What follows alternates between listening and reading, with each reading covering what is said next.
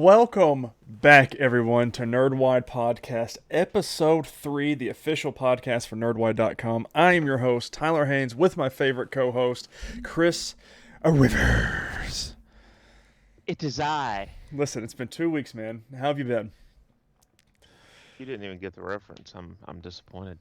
Am I supposed to? What was? Is it a horror movie? Cause listen, Chris. No, Oh, that okay. was a quote from our movie of the week this week. It is I. It is I. Oh, Chris, do we have to talk about that movie? But of course, it has been 2 weeks. I apologize. I have been in Florida, as they say down south, on the beach with the family, enjoying some nice quality R&R away from everything. But the week before, when we would have done an episode, I left the day we would normally record and got back the same time we would normally record. The following week, wasn't a lot of news that week, but luckily this week we had a little bit more, so we can go through that. Of course, let's get into housekeeping real quick before we jump into what is the show. Of course, our Patreon is now live. Of course, there are 3 different tiers for you. You can do the $3 per month Patreon that gets early access to each and every episode, and you can see all of our content before everyone else does. The next one is the All Access Patron is $5 per month. Watch, play, and read. This is the tier where you want to tell us what to watch, play, and or read. We will get to them ASAP and talk about our reviews on the podcast. And of course, the $10 per month is our VIP patron, and that is Showtime. Have recommendations everyone needs to know about. Get your own segment once a month where we inform the listeners and viewers of the titles you recommend. For fun, we will let the community rank the best recommendations and reveal them on the last show of the month. And of course, we'll put on our Twitters and everything when that show will be, whenever we get to that. But some quick catching up. Chris, how have you been, man? Been pretty good. Pretty good. A little bit busy. How have you been? It's been nice. I've had a chance to Mm-hmm. catch up on some things, sleep, mainly one of them. Family time is always great. Again, the beach was wonderful. The week prior to that was real busy at work, but it's just how we live now. Right. Chris, let's get right into our topic. Our first one, of course, is TV, and I have to ask, what you been watching? Uh, Not really much in the way of new shows. I decided to take a trip back in time a little bit and was rewatching some of the old original Twilight Zone Ooh, episodes. So, nice little Halloweeny feel. yeah. Yeah, Yeah. I haven't watched anything like You of Halloween. Right. You've been busy though. So, Yeah. Well, so I finished The Boys season 2 finale, which my official review of season 2 is I want to say, Chris, that it is better than season 1. Like it, if you have not watched that show on Amazon Video, you need to. It's like the anti superhero kind of stuff. It's absolutely excellent. It's essentially if superheroes were alive in America today, like they got sponsors, they're owned by a company and everything. Dude, it's wonderful. Season 2 even better than season 1. And then with having the littlest one, I have watched a new show. It's called Miraculous. And for all you mm, want, parents with little kiddos around, that is a good show. It's it's called The Miraculous: The Tales of Ladybug and Cat Noir. It's a Disney show aimed at children, and it's just what we had on in the condo while we were in Florida. It's good. I like it. I'm in. And of course, you can well, find it on Netflix. if it's for kids, I know you're gonna like it. You know what? You know.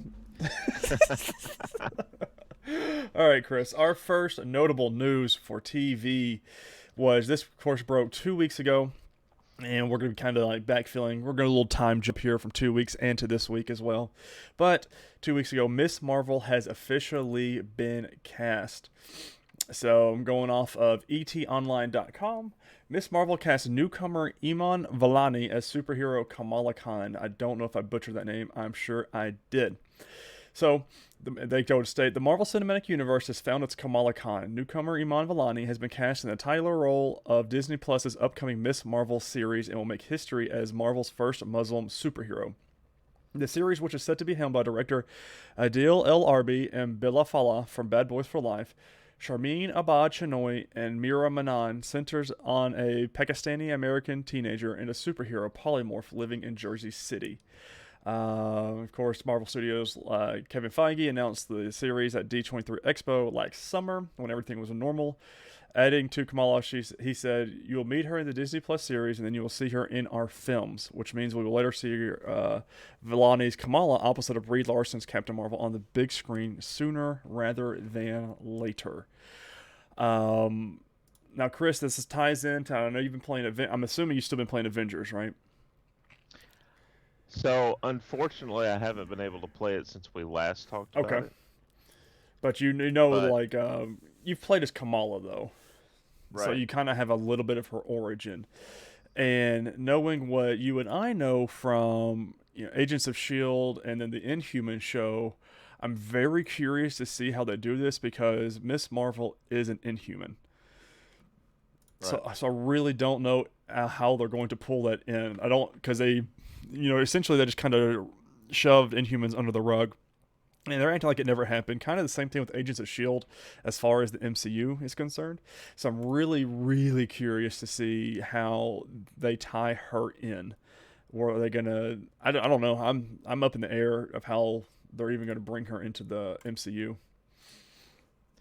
Yeah, and just as a quick side note, I really wish I know that they weren't fond of how the Inhuman series turned out, Mm-hmm. but I really wish that they would bring Anson Mount back as Black Bolt. I really liked him in that role. Oh, So if he were to pop back up, that'd be great. and of course you can always go back to our Hero Cravings episodes and hear how much we love talking about Anson Bolt, or Anson, excuse me. I mean, I'm excited. I'm really glad that they picked a person who is essentially a nobody. I don't mean that in a rude way. So if you're listening to this, I apologize, Miss Villani, Not but established. right, not established. So I'm really glad they're going to do that, and it looks like the directors and creators are going to be excellent. And I'm gonna be honest, I had no idea they were tying her into the MCU and that she was going to be in the bigger movies. So that makes me really excited if we can ever get an MCU movie again, because this is the first Don't get too time. excited. This I, is a family show. Hey, speaking of shows that are not family shows, there is a new television series coming from the comic series Invincible. I am heading to Polygon.com for this scoop. First look at Amazon's next big superhero series titled Invincible. Animation, that's not the one I want to read. So, based on the comic by Robert Kirkman, The Walking Dead, and The Boys, the animated series aimed at adults revolves around 17-year-old Mark Grayson, whose dad is the most powerful superhero on the planet, Omni-Man. As Mark starts aging into adulthood, his powers, super strength, speed, healing, and flight begin to manifest. I don't know if you'd watch this trailer, but I am 100% into this. Like it's got a Superman, the Boys like feel to it, Hmm. and it's all animated. But the trailer got me really excited about it because when they announced that they were doing an Invincible series, I was like, okay, I don't know who that is, don't really know if I'll watch that. But after watching the trailer and considering I didn't realize it's from Robert Kirkman, I am all in on this. So Yeah, that should be interesting. well, I'm and gonna check they that out. and they even like did the cast for it. So the voice, of course, this is from Polygon again. The voice cast for Invincible is stacked with Stephen Yeun as Mark. Of course, that is Glenn from The Walking Dead. Hmm. J.K. Simmons as Omni Man. So that's the dad and Ooh, son combo right there. Then you've got right. Zazie Beetz, Walton Goggins, Chris Diamantopoulos, Gillian Jacobs, Jason Mantzoukas, and Mark Hamill rounding out the cast. And then they Well, Kirk. Go ahead. if you weren't curious about checking it out before, that last name, Yeah, and considering yeah. what he does with VO, is just perfect. And then they said Kirkman also announced that Star Trek: The Next Generation actor Michael Dorn will also play fan favorite character Battle Beast, and the show is set to premiere in 2021. I'm all in. I mean, they're just going Yeah. off of the trailer and then throwing in that star-studded cast. And let's just be honest, Stephen Yoon is a phenomenal actor. and he's done Right. voice work in the past, so he could be the main character for all for everything. If you ask me. Now this next one, Chris, I don't know if you watched any of it, but this is exciting to me just because I've been yearning for content for it. So our next news story is we got the new look at the Witcher's new elf outfits for Geralt, Ciri, and Yennefer. Of course, I went to Screen Rant for it. You can look at the pictures. I mean, you can even go to, I think, why am I? Henry Cavill leaked, well, not leaked, but showed off the costume for Geralt. It's got a lot of, either you like it or you hate it. I mean, I'm a fan of it. It's just like him and some more leather and some new scenes. And of course, we got Yennefer of Veverberg. She showed hers, and she's in chains and didn't really give us a whole lot. And then, of course, Ciri, we've got her new outfits as well. It's not the biggest newsworthy, but I'm just a huge Witcher fan. Right. And that got me really excited, and I love Henry Cavill. He may or may not be my favorite actor. Did you ever watch the Witcher? I didn't watch it. Yeah, it's a show, Chris. I think you'll like it. Especially, it's got the a Halloweeny, spooky, monstery vibe. So I mean, it kind of fits right in there. And it's not that long either. Jamie and I watched it last year when it released, and we absolutely loved it. I'm telling you, Chris, get in on it, please. I might. It, of course, releases this week on October 13th. The Bachelorette season 16 starts. I put that in there for you, Chris, because I know how much you're a Bachelor and Bachelorette fan. Yeah, absolutely. And then, I live for the show.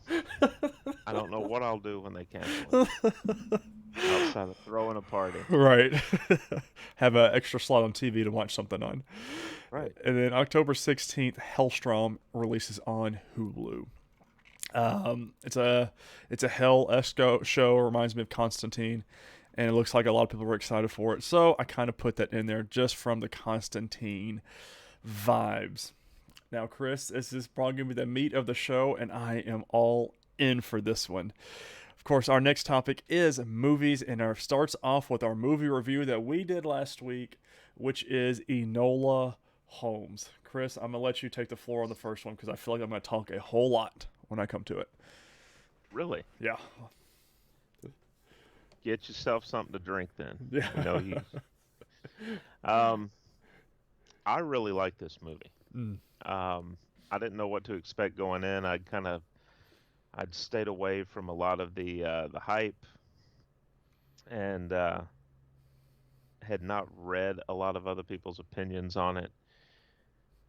And it's very much, I feel like it's definitely more kid friendly Yeah. than the past Sherlock Holmes movies, but it also does have that same vibe to it,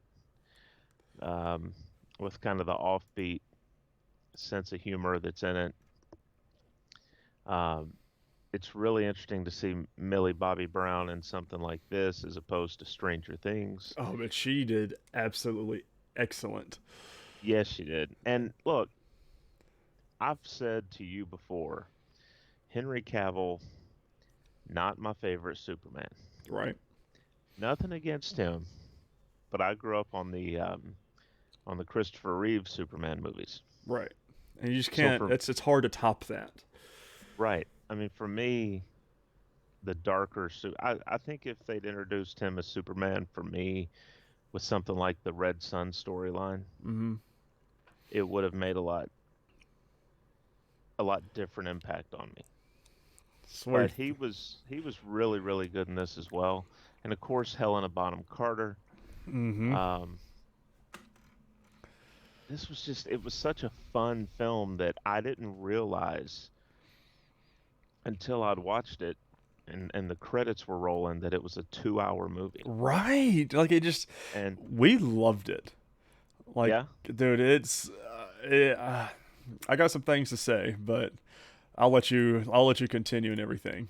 But well, oh god, it's such a good movie. it was really well put together, and just like we talked about with The Devil All the Time, Mm-hmm. they tie it up really, really well. Mm-hmm. Uh, I'm I'm giving the movie an A, Nice. but I'm really hopeful that if they do a sequel, and I'd love a sequel, they don't mess it up. Right. So that's something I found out. I was researching a little bit more afterwards because I of course, when the credits rolled, I Googled, is there an Enola Holmes 2 in the works? I found out, Chris, if you Google that question, that Millie Bobby Brown wants one, right? And so you're like, oh, okay, she probably got paid a good hand, good amount of money for this. No, no, Chris, she's a producer of the movie. Hmm. And she said, you know what? Yes, we want more. She goes, there's so much more stories to tell, and she goes, the stories are endless with it, and I am all in. But the biggest problem you're going to have with that is the cast. You got Henry Cavill, Sam Claflin, like you said, Helena Bonham Carter. I mean, a lot of these people are in a bunch of shows and or movies. I mean, hell, even Millie Bobby Brown with Stranger Things. Yeah. But Well, man, oh man, I I'm love this. I'm hoping that if they do go ahead with it, you know, they really won't need them for that much. They've already established the Right, character. So at this point, we just need to see what she can do. Everyone knows what Sherlock can do, right. right? So we just need to see her adventures and what she can do. And I think that was a big point of the whole movie too, was what can Enola Holmes do, because Right. they already it's Sherlock, and this is not spoiler or anything. Sherlock was already established by the time we centered on Enola Holmes. I mean, she even had like clippings of all of his cases and everything, so she knew about it. So it's not a Sherlock Holmes story, but I didn't really go into that. I knew Sherlock was in it. I didn't realize he was in it that much, and even saying that he's not that much in it, if that makes any sense. Hmm. But dude, the fourth wall breaking, the acting, the like constantly keeping you thinking, like when they did, because in most Sherlock, if you watch any Sherlock show, if you watch the Sherlock show or the movies, like the attention to detail is everything. Like they give you clues and hints at just about the whole movie or show throughout the whole thing, and it was like I was sitting there watching it last night, and I was like, oh, I didn't catch that. And then like they'd go back and they'd catch something else. I'm like, I didn't see that either. I was like, but if you go back, like if you're on the movie, it's all there. Like Yeah. they put it all that you just have to be a detective yourself. But man, this was such a good movie. And Chris, I'm going to say it right now. Uh, it's my movie of the year 2020. Really? I know, and you might be thinking, what else has released? And I agree. So, but yeah, I give it an A plus. Man, it was the directing, the fourth wall breaking, the way that everything, like you said, tied up at the end, Right. and how there was essentially three different plots that you were following throughout the whole movie. I think you said three or four, right, actually, and they tied them all up. At first, I was like, oh, okay, well, we're not going to tie up, spoiler, but I said they're going to make that into the next movie. But then they tied it up, but there's still more with that story they can tell. And oh, like it was beautiful. It showed the old England times correctly. I felt like it was very dirty, smoggy, but they had some nice little forest scenes and stuff too. But oh, I loved it. The one thing that I will say is I wish that she had used some of her jujitsu on Miss Harrison. Yeah, well, I think there was a reason for that. But it was, I mean, it's a PG-13 movie. There was a certain couple points that were brutal. Uh, just one point that was brutal. There was one death in there, and I was like, "Oh, we really went there." But Yeah. everything else was fine. Like, I mean, it's if you like a little light action detective movies, this is a good one. It's on Netflix, and man, I said it earlier in the show. I am absolutely in love with Henry Cavill, and like his acting, I've always been just a fan of his mannerisms. Um, outside of acting, he's on Instagram a lot, showing out his workouts, his eating.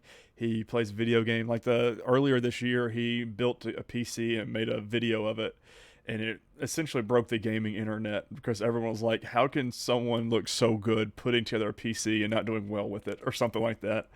It's just, man, he's just a great, and like a lot, and like a lot of this cast, like Sam Claflin who played Mycroft Holmes.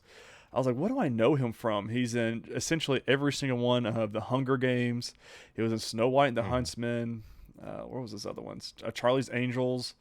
I mean, he's been in. There was one that I watched him in, Pirates of the Caribbean. Hmm. There's something. What was the one that I know him for sure in? I'm looking. Peaky Blinders is Hmm. Oswald Mosley, and that's what I knew him from. And I was like, oh yes, this guy is wonderful. And of course, you have Beatrix Lestrange and Tewksbury, which I guess the only like flaw I kind of see, and like it's not even really a flaw, is there was kind of a love story, but kind of not. Like it was hard for me to dissect that one a little bit. I'm really glad they didn't go in for like a love story, but they Yeah. kind of did.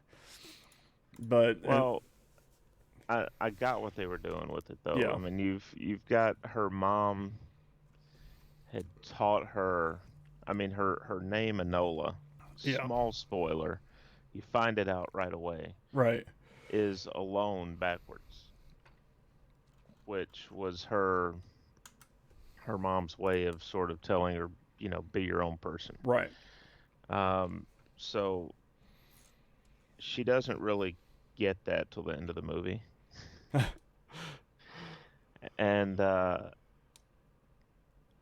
think if they do a sequel, you'll see her and possibly him Yeah, I'm um, curious to get the see pick. if we see him uh, further down the line. But like, or if they do it like a one-off, because at first I thought I was, oh, this is gonna be her Watson, and very well could be still, but that's all I'm gonna He say about that one. he would be a good connection to have considering his title. Right, and that's why I was like leaning towards that way. Oh, but man, yeah, this was a great movie. I'm glad we watched this one. Much better than the last one I watched. Just for me personally. Um, all right, Chris, did you watch any other movies over the past 2 weeks other than Enola? I haven't had a lot of time to watch stuff. Um, I did pop in Hocus Pocus. Of course, I mean you have to during You, the Halloween season. yeah, you have to. I may watch it again before Halloween. Who knows? They're Um, making a second one of those, right? look, they just don't need to mess anything up. Listen, that's on the list for me to watch because you've got your classic Halloween movies, your Halloween Towns 1 and 2. 3 was terrible. Not gonna watch yet. Your little Halloween specials on certain shows. Boy Meets World, one of the Now, best Halloween specials. did you ever watch? Because I know it was a little past your time, or a little before your time. Did you ever watch Ernest Scared Stupid? No, I don't think I watched any of the Ernest movies. You should watch Ernest Scared Stupid. Is it good? It's Where can I very find that at? it's very family friendly. Hmm. I don't know if it'd be on. I think it's on Netflix, maybe. I'm going to look that one up. I will watch it off of your recommendations. How's that? That'll work. Okay. It's nice to know I have influence. You do. Speaking of influence, Chris, we had to decide on our next movie to watch, and of course, we did pick. Well, it was my turn to pick this one, so I picked. Well, originally I was gonna pick *Haunting of Bly House Manor, whatever it was. But it's a series. I didn't realize it was a series. We're gonna have to figure out how we can do those as our watch schedule. Hmm. But so instead, we picked Hubie Halloween on Netflix. And spoilers, guys, it is an Adam Sandler movie. But it's a Halloween movie, so we're gonna lighten the mood before we pick it. For I'm sure Chris picks a really scary one that I won't sleep for a couple of days. So just a nice little palate cleanser, guys. Leave me Yeah. alone, all right? All right, Chris. Movies is a listen. We've had some good movie news, and of course, it is essentially only on Marvel and Spider-Man, but there are some DC news as well. let's get into our first one here. Jamie Foxx is returning as Electro. Chris, when you first heard this news, what was your thought? Confusion. Yeah, that's and how it went down. I was because like he kind of teased something on his Instagram, Yeah, and of course, I am going over to HollywoodReporter.com, and this is Boris Kitt on this story. And the title is How Was That for Shocking News? The next Spider Man is getting a major jolt. Jamie Foxx, who played classic Spidey villain Electro in the Andrew Garfield starring The Amazing Spider Man 2, is in final talks to reprise the role of the latest Spider Man installment starring Tom Holland and being made by Marvel Studio and Sony Pictures. Um, so the same director for Homecoming and Far From Home, John Watts, is the director for the third installment as well. It is Sony has dated for the release of December 17th, 2021. But of course, moviegoers have now come to expect release dates to change amid the coronavirus pandemic. So this wasn't the only thing that came out of this. Jamie Foxx also said he will not be blue this time. mm, Uh, I don't know. Chris Killian and Brandon Davis from comicbook.com put up a clip from where, quote unquote, spoilers alert if you haven't seen Amazing Spider Man 2, that Electro died. And it looked like just like a big pulse. So could we put that, say, like he's in the multiverse somehow? And, that's what I'm thinking. Yeah. and here's where we come right off of that. This is what I'm gonna tie in, so bear with me. The next news stories is I went back to Hollywood Reporter. This is Boris Kitt again. Benedict Cumberbatch joins Spider-Man 3 as Doctor Strange. The move, Sherlock. right? I'm a second Sherlock of the day. The move puts Cumberbatch in the mentor role that was previously occupied by Robert Downey Jr. Another Sherlock. Boom, we hit the trifecta. Tony Stark and Samuel L. Jackson's Nick Fury in the last one. Benedict Cumberbatch is put on the cloak of levitation and will reprise as Marvel's supernatural hero, Doctor Strange, the latest Spider-Man movie installment. So, of course, the next Doctor Strange movie we have is the Multiverse of Madness. I'm going to say we are setting up a bigger MCU. And now, bear with me here because I really want to say Electro, when we saw that pulse, that the video, if you watched him die, you could see that potentially he went into the multiverse. But now with Doctor Strange into the picture, I think that we are starting off the multiverse with Spider-Man. I think we are heading towards a Spider-Verse. We might have one starting, for this movie. I would love to see Tobey Maguire and Andrew Garfield, don the suit one more time, as long as there's no dancing from Tobey. But I don't know, like I'm excited because there's talks of Spider-Man going back to Sony and not being in the MCU. And I feel like if there is a downside, this is how it's done. Yeah, I mean there's a lot of opportunity there if they do it right, and you got to put your faith in Marvel at this point because they tend to do it right. Yeah. But yeah, I'm thinking the multiverse aspect is what's got to happen there, uh, because otherwise it doesn't make any sense. Yeah.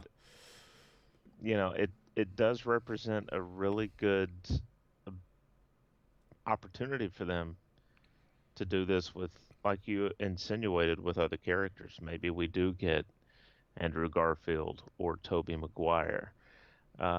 Maybe they resurrect other characters. Because since it's a multiverse, you could technically have an actor back that played a character that died. Right. We could get Willem Dafoe back as Don't tease me. as the Green Goblin. We could get uh, any number of other actors back. But the interesting aspect of it is a bit of news that we'll get to later, and how these non-MCU films are being thought of. Mm. Well, Chris, let's just jump right into that. Of course, Okay. let me actually pull the screen rant up. I thought I already had it pulled up. That's on me. Apologize. Apologies. Do that Whoopsie. here. Come back there. Hit enter.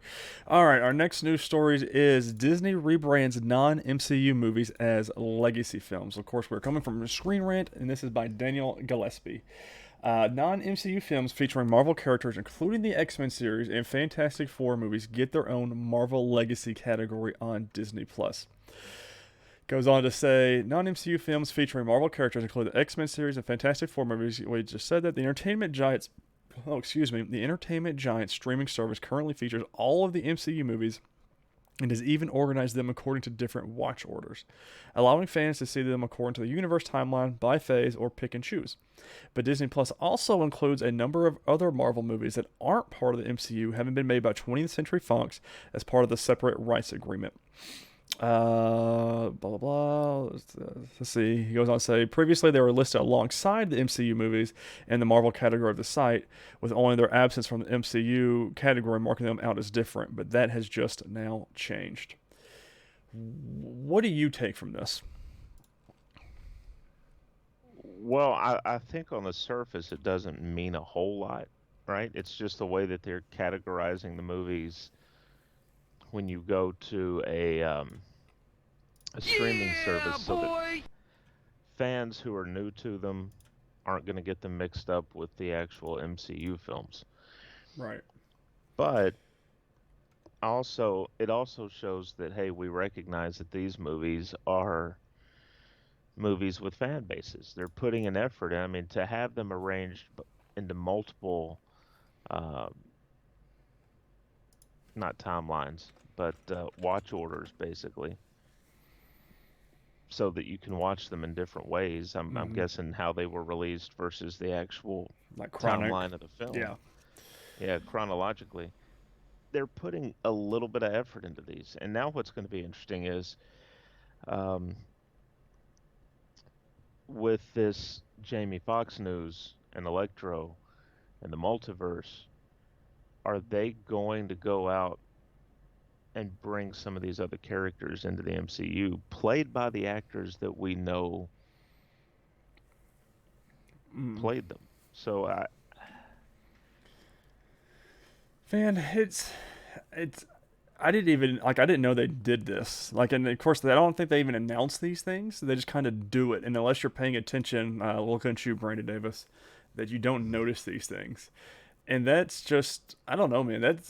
I like it, but I am very skeptical. Well, not really skeptical. I'm curious to see if they bring them in because again, with the multiverse, you could do anything. And a lot of people have said, as far as Spider-Man is, they do not want a Spider-Verse live action movie because of the animated Spider-Verse, which is by right. far one of the best Spider-Man movies out there. Period. And but if no one's ever watched that, then this could be a cool thing to do by having everybody in it. And again, like I said earlier, if we get Andrew Garfield and Tobey Maguire back, I'm all in just for like a little cameo because you know how they do with cameos. Of course, with the late great Stan Lee, they had tons of them. But I don't know. I mean, I'm excited. I don't know. I'm curious to see what they do with these Marvel legacies, and of course, Yeah. it comes right off of them buying out Fox. So I'm sure that's why they put them on there. How cool would it be though? Because it doesn't have to be anything big. If if in the it could even be in the background or just a panning shot across a crowd to see like Patrick Stewart sitting there in a wheelchair. Oh, well, we already he has said Hugh Jackman said he is not being Wolverine anymore, but I'm Right. sure if you gave him enough money, he will be. You know, it's I just how do you say no to that? Well, yeah, I mean it's got to take a toll on him though. I mean, He's the done it for phys 20 years at this point. the physical condition that he had to get into for that role, Mm-hmm. and then to come down from that and then bulk back up and come back down. I mean, you're in the medical field. That takes a It's toll on the yeah, body. it's not the most healthiest of things. Of course, they always have their trainers and everything, but still, it's not good on your system. No, not at all. I'm excited. I mean, we'll see. I had no idea that they were legacy movies, and I'm really excited to see what what else they put in that. You know what I mean? If I'm sure Right. the new that new was it New Mutants movie that's gonna be in there. I don't see how it couldn't be. Mm-hmm. But it goes on to our little to finish up our Marvel No, wait a moves. minute. Oh, uh huh. Oh, do you want to do that before the third item that you had that we Yeah, skipped over? yeah. We'll do the we'll finish out Marvel and then we'll go into DC for that one. Gotcha.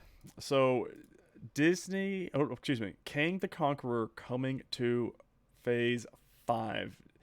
We of course are going over to Screen Rant again by Nicholas Raymond. So, MCU theory King the Conqueror is coming to Phase 5 because of Thanos. The reason why the MCU's King the Conqueror visits modern day Earth in Phase 5 could be directly connected to what happened with Thanos. Of course, previously, before we started doing this podcast, they said King the Conqueror is going to be in the new Ant Man. Um, Mm-hmm. let's see. All right, so let's go on to the story here. Kang the Conqueror's arrival in the MCU Phase 5 could happen because of what happened in the battle with Thanos in Avengers Infinity War and Avengers Endgame. In Marvel Comics, Kang the Conqueror is a time traveler from the future and one of the Avengers' greatest enemies, of course, along with Ultron and Thanos. With both Ultron and Thanos having already been defeated in the MCU, Kang is the next logical choice for a major villain. And that's, what we see with. Well, we've already heard he's going to be in Ant Man. Chris, I think that theory is going to be pretty much spot on Yeah. because who is our next villain going to be? They don't have the rights to, who is the world conqueror from Fantastic Four? I'm currently, Galactus. They don't have, Yeah. well, they do have the rights now because they bought Fox. So, but I don't know. Like they're going to put Fantastic Four established before we get to Galactus, though. What Yeah, probably so. do you know much about Kang the Conqueror? He wasn't one of my favorites growing up, so I'm not too familiar. I just know he's really just basically a human who time travels. Yeah, He's from the distant future, so he's he uses his knowledge and the technology of his time as to his advantage. Um, I have no reason to think that they're going to screw this up. So I think if they continue on with their track record of doing things, this is going to work out great. right. Um, but like you said, it's based on what we know about Phase 4 and Phase 5. With the cosmic um, overtones of the stories, it makes sense. I mean, I'm right there with you. I don't know too terribly much about him, but I can see how they'd easily tie him in. Uh-huh. And when they're doing it first with Ant Man, which we of course we do not have a release date for that at all. I'm very curious to see how they tie him in as the big bad. Are we going to have to wait 11 years for the next big bad, to make an appearance, well to have their own movie, or is it going to be, we do 3 or 4 movies and then boom, he's the big main villain? Because we've got Spider-Man, obviously with Doctor Strange and Scarlet Witch, they're all doing the multiverse. So I mean, do we get Spider-Man in the new Avengers lineup, or does he go to Sony Pictures and not come with the multiverse? Because I think we didn't talk about either with as far as the Sony movies is that they've got Venom and they've got the new Morbius movie coming out, and Right. we know that Michael Keaton is in the Morbius movie. Mm-hmm. And we're assuming they don't really show it, but he's still in the same prison uniform from Spider-Man Far From Home. Not Far From Home, Right. Homecoming. Right. So does the Spider-Man IP go back to Sony for movies? And they can use the multiverse as a way to pull him in and out anytime they need to? I don't know how that's going to work. That's, of course, very top level Sony and Marvel talks that, unfortunately, they just haven't responded to our emails yet, and we're not a part of. Oh, all right, Chris. Our last movie news story is DC delays their 2021 movies. We go back to Screen Rant for this with Graham Gutman. With no end in sight to the coronavirus pandemic, theaters have had to deal with the dwindling box office numbers. Warner Bros. Has delayed 4 DCEU movies, including The Batman, The Flash, Black Adam, and Shazam 2, while keeping their Wonder Woman 1984 on its December release date of next year. The Batman's original release date was supposed to be 2021, but they, of course, with the pandemic, it caused a major shift. Now, now those speculated delays have arrived. Warner Brothers announced that the Batman, still in the middle of filming, has been delayed to March 4th of 2022. The Flash has left its original spot for June 3rd, 2022, moving to November 4th, 2022, and Shazam will now open on June 2nd, 2023, after the Flash moved to its original November date.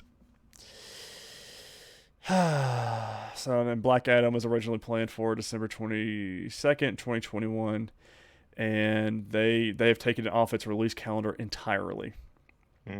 Mm-hmm. Uh, this does not look good. No. Like, of course, we've talked about before, and many people have talked about DCEU is not good. Like, No. nowhere compared to what it needs to be, could be, should be. With the exception of Shazam and Wonder Woman, I feel like those two are excellent and they work out really well. But I was looking forward to this Batman, and I know, I'm not a Batman fan, but I was looking forward to it because the trailer that they showed us during the DC fandom was excellent. I really now Flash, I can believe. I don't, Chris. I'm gonna say this right now. I don't think we're ever going to get a Flash movie. I mean, it wouldn't surprise me. I mean, they do concept arts. They've changed directors and writers so often. We're not getting a Flash movie. I'm just gonna say it right here, right now, and I'm gonna say it right now with the Rock's Black Adam. We're not gonna see that until 2025. There's no way. There's just no way. Like even in the DC fandom, they showed concept art. How did Yeah. he announce this 5, 6, 7 years ago, and all we have is concept art still? What are we doing? Yeah. Why? Why are we doing it this way? Well, I think the problem, right, seems to be that DC, at least for so long, I don't know about exactly now, but for so long it seemed like they were just taking it one movie at a time. Right. Whereas Marvel, you can tell they sit down and they go, okay, next 5 years, what are we doing? Mm. And they lay out these stories and they figure out what characters are going to be involved, even down to having a cameo for someone in a role that And how that ties it's into the next one. right. It's not even their superhero name, right? It'll be their normal name. Right. Or even like in And Ant-Man, they said there was even a guy that crawls on the walls and stuff yeah, like that. It's just it's so immersive that it takes it takes the effort of sitting down and planning it out, and not only that, but sticking to that plan. And that's what seems to be the problem for DC. They start off with something, and then they say, "Well, this isn't successful. Let's try this. We want it to be more successful." So then they switch up the whole tone. They found a tone that worked with Shazam and Wonder Woman, and to a degree, Aquaman. And now it's like they're willing to scrap everything. I understand you've got to push back your release date, but do you really? right. Like you've got the ability to get these films out there. You could go the on-demand route. You don't have to completely scrap what you've been working on. Just release them on demand. But, they're wanting the big box office draw. We don't even know what that's going to look like a year from now. Right. The pandemic is going to have to be under control. Movie theaters aren't going to be able to open, not without worries of liability.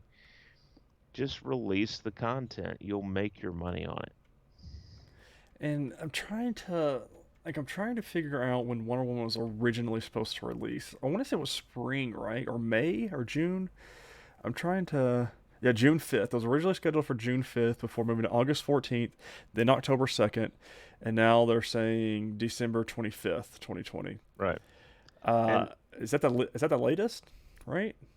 I think that's the latest. Okay. And I completely get, people might say, well, Marvel's pushing back their movies. Yeah, but A, they're more established. We're talking about phase 4 now. Right. And B, we're still getting like sub content. Like we've got WandaVision coming out this year. right, they've got the Disney Plus content.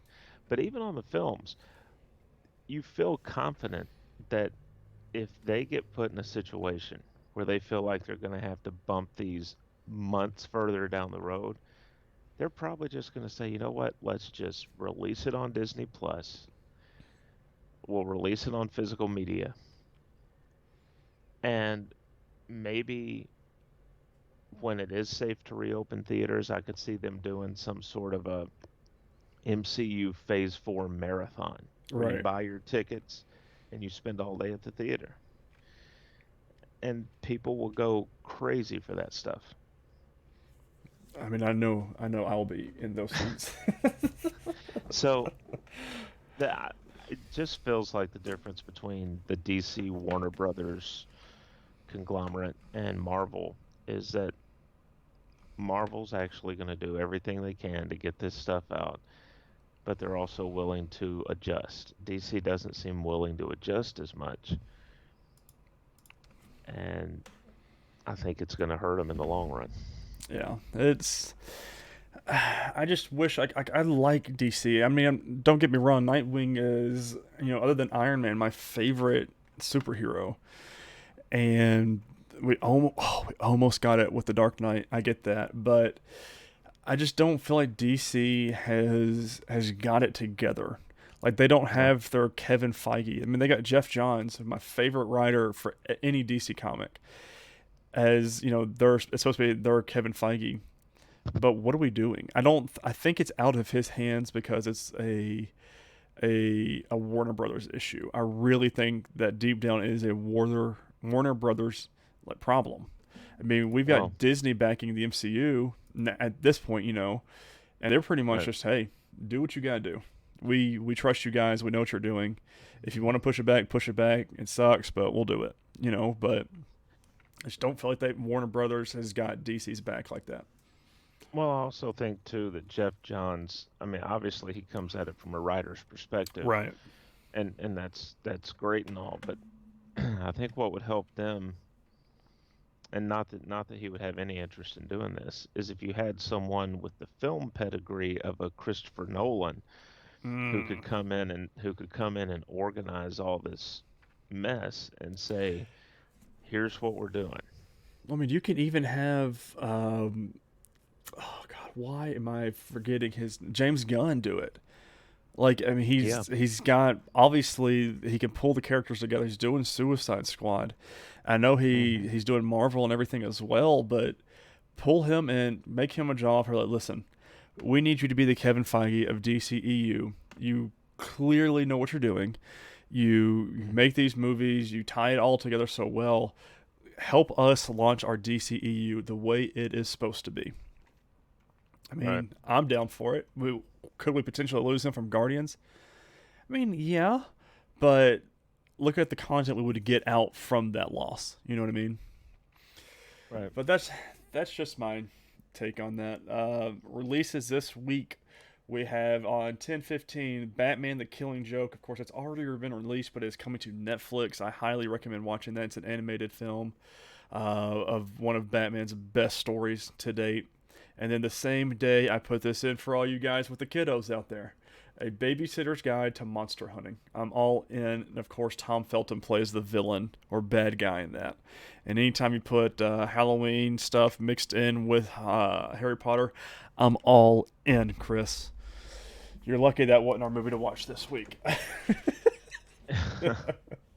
as long as it's as long as it's not too scary, Tyler's in. At 100%. You put some pumpkins in there, I'm all in. All right. Our last topic is, of course, games. Not a whole lot to cover there. Um, Chris, have you been playing anything out of the norm these past 2 weeks? No, Yeah. No, not really. No. It's with me being on vacation. I took my Switch. I played Mario Odyssey, Hades, and Luigi's Mansion 3. All great games in their own aspect. I've talked about them before. We don't need to go back to them. So I've got two news things to talk about here. Of course, they're not the biggest, but this one I grabbed, which is really weird. We had really big news weeks for gaming, and then for the past 2 weeks, there's hardly been anything. But I do want to talk about this one because it's something that I have opinions and thoughts on, and that is GameStop announces a multi year deal with Microsoft. I'm going to purexbox.com, and this is Liam Doolin. The video game retail giant GameStop has announced it has entered into a multi year strategic partnership agreement with Microsoft. This partnership includes both its enterprise and commercial elements.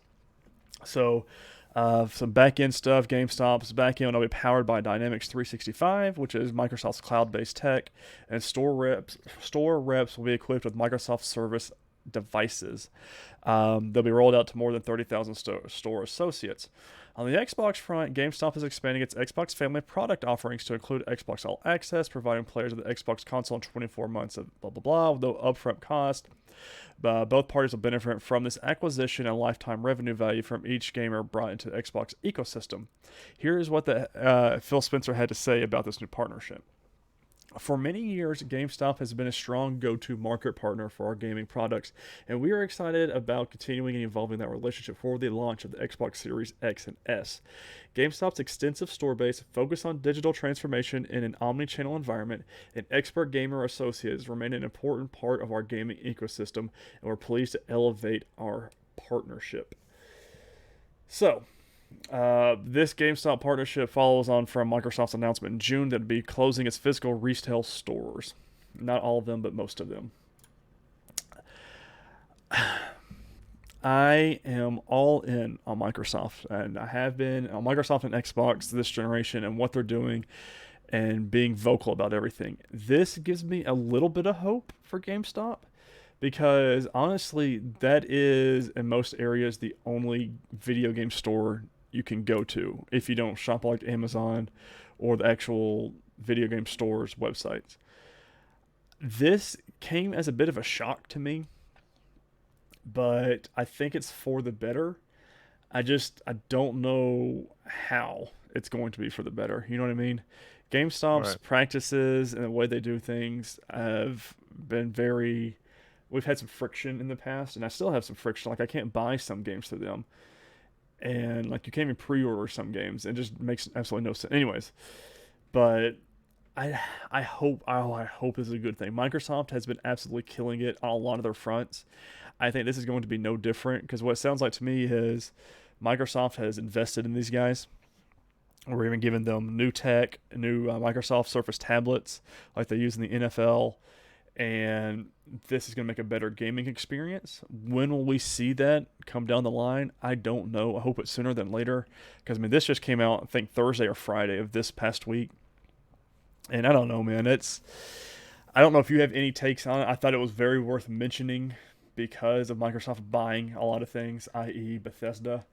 But that's uh, I'm I'm cautious is the word I'm gonna use. Yeah. Yeah, definitely. It's anytime you get something like this with, of course, like you read in the story, Microsoft closing its physical stores. Um, GameStop, I think GameStop announced some closures at one point as well. Yeah. So, it's kind of reminiscent years ago, way back, back back when I worked at, I had worked at Blockbuster. Um, they tried to save themselves by entering into a deal with Circuit City, I who remember that. who also went out of business. They couldn't close the deal, and that what they were going to do is have certain electronics inside the remaining blockbusters, like gaming consoles, um, DVD, Blu-ray players, and TVs, and then they were going to put blockbusters inside any and all Circuit Cities that stayed open. Mm. So they were going to kind of help each other out there. Um, it ended up not happening. Now, is this going to be the same sort of thing where this is an agreement to help prop up GameStop that much further?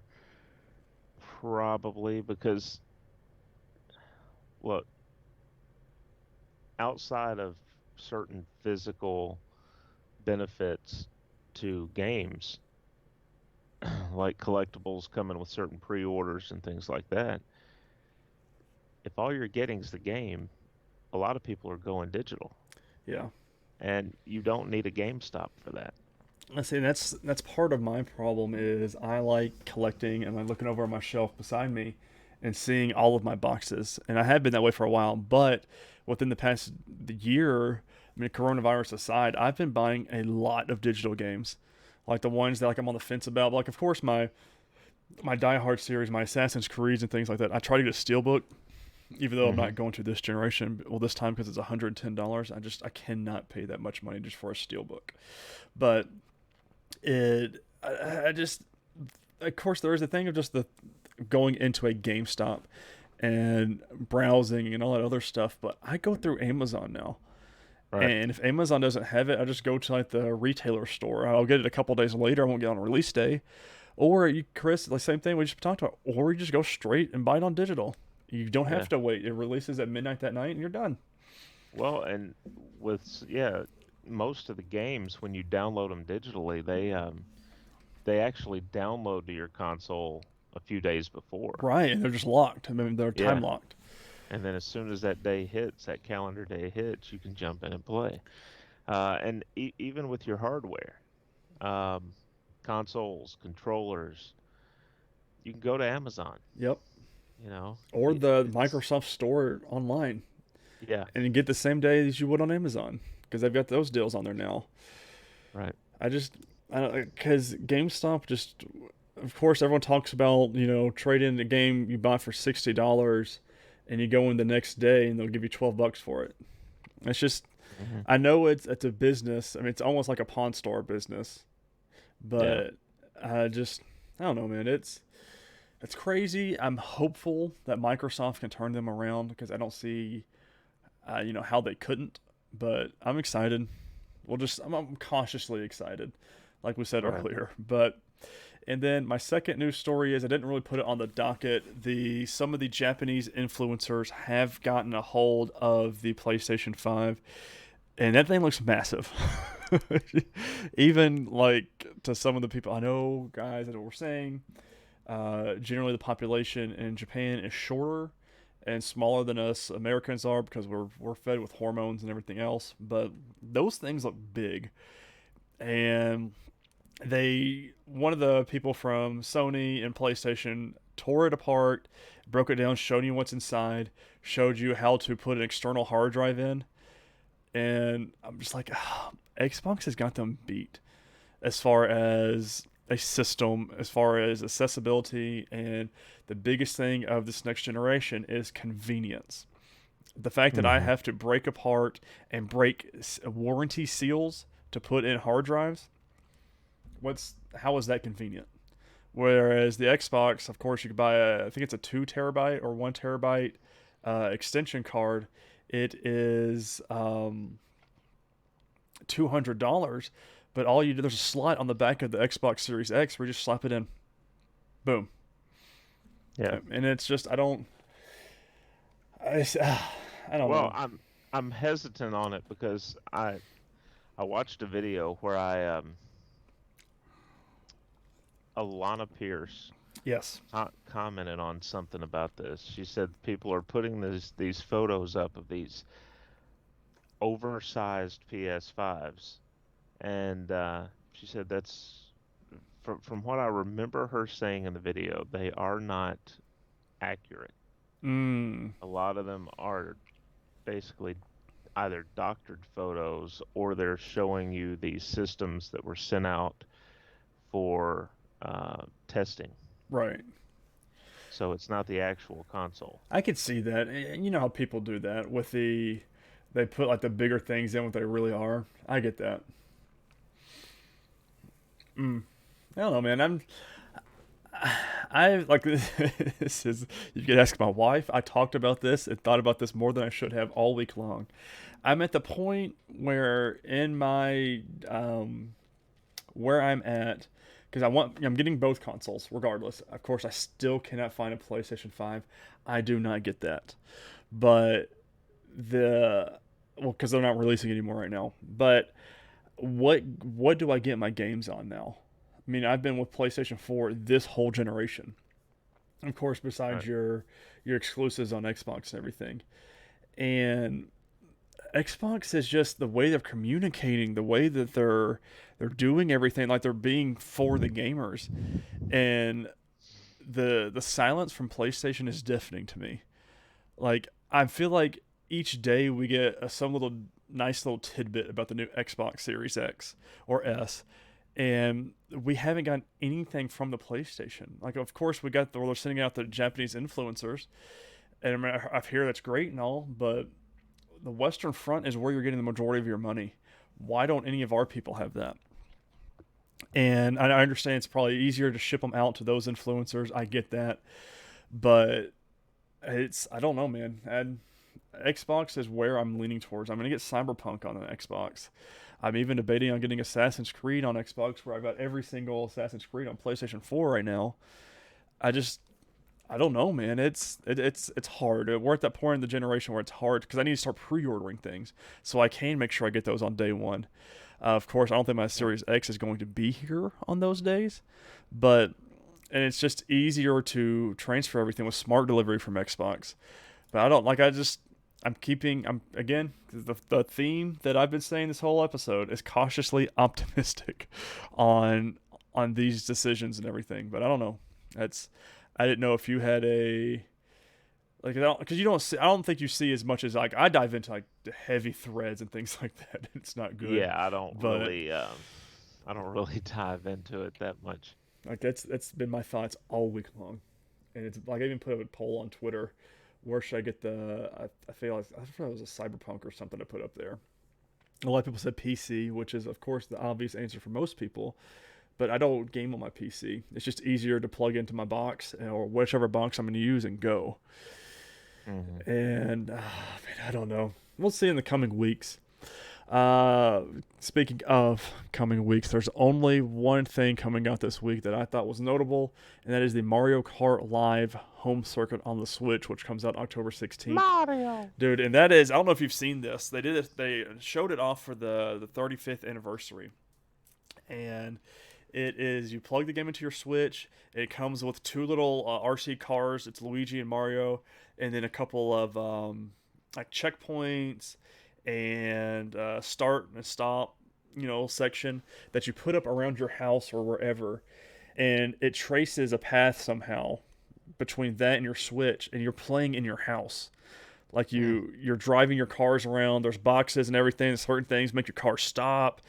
I mean, it's really exciting if you can find one. I think it's like $110, which is not bad for that. You're getting a game and then all these other pieces that go with it to play around your house.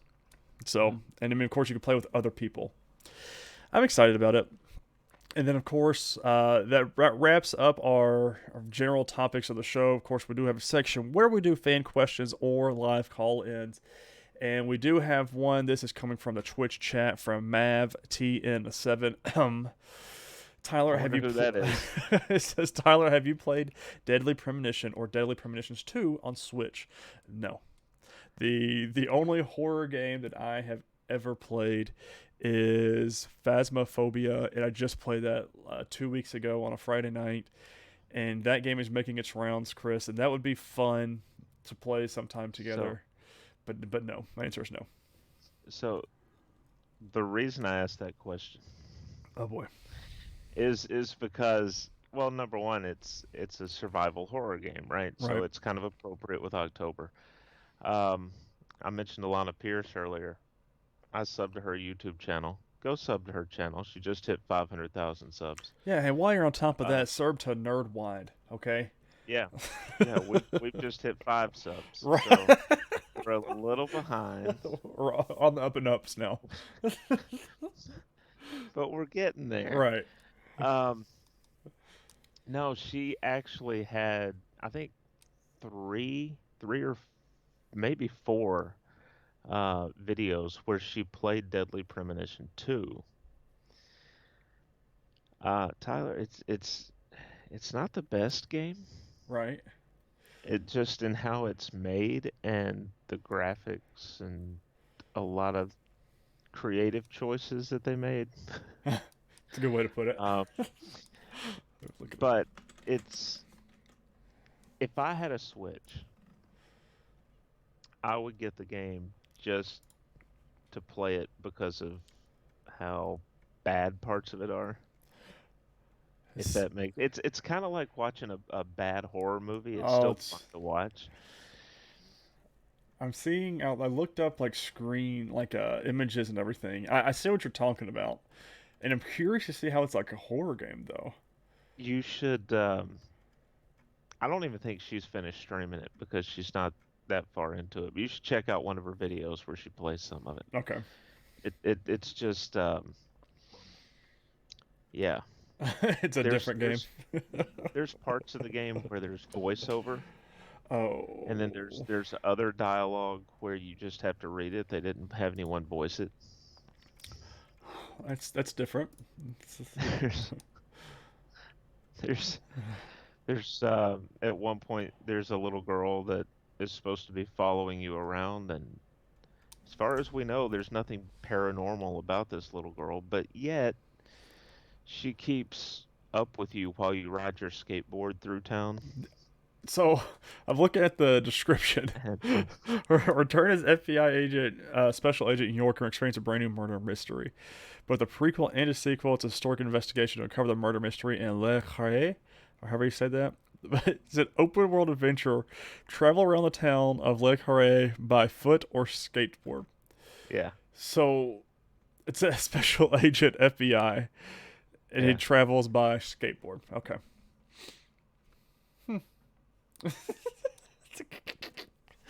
I'll look into it. I mean, it doesn't look bad. I mean, it looks like something I could do. It doesn't look too scary that I wouldn't play it if that makes Right. any sense whatsoever. But I'm gonna have to look into that because that's different. And I'll look. I'll watch Alana Pierce play because I love watching Alana. And, she's on XCast that I listen to regularly and everything. But I'm excited. We'll see what happens. Chris, you got anything else this week? Not really, no. We've hopefully we get some more new stuff. If not, we'll have to find a new segment to buffer the show with because we had 2 weeks of stuff and we were over just a little bit over an hour, so it was good content. I feel like. Yeah. But guys, thank you all for listening. We hope you enjoyed this episode of the NerdWide Podcast. Again, we are a weekly show. This was a bi-weekly. I apologize for that one. Don't forget to share on all your favorite social media platforms. And don't forget to tell your friends. And as soon, as well as we're saying that, don't forget to rate and review this podcast on your favorite podcasting services. You can follow us on social media. You can follow the NerdWide account at nerd_wide on Twitter, me at Ty_Haynes, and Chris at MavTN7. Of course, don't forget, we do have our Patreon live, and you go to patreon.com/nerdwide. Again, that is patreon.com/nerdwide, no spaces. Subscribe to us there. We will appreciate that, and we'll have more rewards as we go. We read off the top of the tiers at the top of the show, but we will have more things as we start getting more subscribers.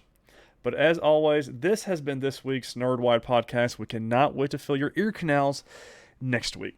Have a good week, everybody. Bye, everyone.